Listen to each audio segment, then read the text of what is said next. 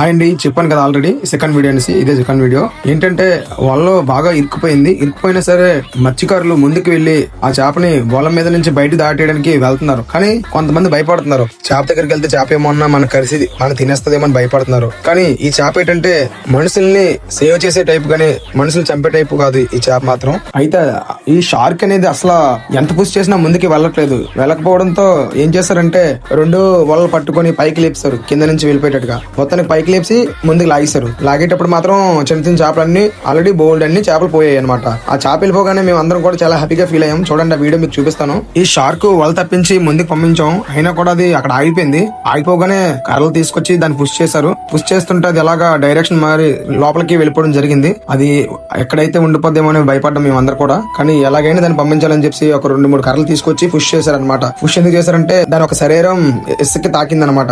So అందువల్ల కర్రలతో లేపి పుష్ చేసి ముందుకెళ్ళేటట్టు చేశారు. చూడండి వీడియో మీరు. ఈ హోల్ షార్క్ వాటర్ లోకి వెళ్ళిపోగానే మేము అందరూ చాలా ఎగిరిగింతేసాం, హ్యాపీగా ఫీల్ అయ్యాము.